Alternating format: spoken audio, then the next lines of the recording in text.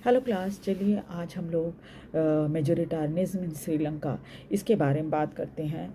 श्रीलंका 1948 में स्वतंत्र हो गया था और उसके बाद जो वहाँ सरकार बनी उसमें सिंहला नेताओं को जीत हासिल हुई क्योंकि उनकी संख्या श्रीलंका में ज़्यादा थी, लगभग 74% है वहाँ पर।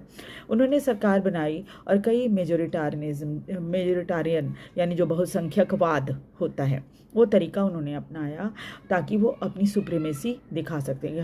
हम माइनॉरिटी को नहीं समझते कुछ भी, ये वो दिखा सकें। फिर 1956 में उन्होंने एक एक्ट पास किया जिसके अनुसार सिर्फ सिंहला भाषा को ही वहाँ की सरकारी भाषा बनाई गई और इस तरह से उन्होंने तमिल भाषा को अनदेखा कर दिया। सरकार ने प्राथमिकता वाली पॉलिसी भी अपनाई जिसमें यूनिवर्सिटी और गवर्नमेंट जॉब में सिंहला लोगों को प्राथमिकता दी गई थी। साथ ही संविधान के अनुसार बौद्ध धर्म की रक्षा की जाएगी और उसकी देखभाल भी की जाएगी क्योंकि ज़्यादातर सिंहली जो थे वो बौद्ध धर्म को मानते हैं। जब सरकार द्वारा उठाए गए कदम एक के बाद एक आने लगे तो श्रीलंका के तमिलों में अलगाव महसूस होने लगा, उन्हें अलगाव लगने लगा। उन्होंने अनुभव किया कि कोई भी पॉलिटिकल पार्टी जिसके नेता सिंहली हैं उनकी भाषा संस्कृति के प्रति संवेदनशील बिल्कुल नहीं है। उन्होंने महसूस किया कि संविधान और सरकार की पॉलिसी न तो उनको समान अधिकार, राजनीतिक अधिकार दे रही है, न ही नौकरी दे रही है। उनके साथ भेदभाव किया जा रहा है और उनकी ज़रूरतों को इग्नोर किया जा रहा है। इसलिए तमिल और सिंहली के बीच रिश्ते खराब होने लगे।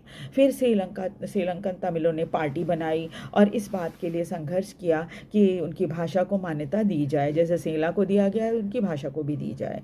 उन्होंने कहा कि जहाँ तमिलों की संख्या ज़्यादा है वहाँ उन्हें स्वायत्तता यानी जो ऑटोनॉमी होता है वो हमें मिले, जिसे आप वहाँ पर शासन कर सकें। लेकिन उनकी बार मांग जब उन्होंने की तो उनकी मांग को ठुकरा दिया गया।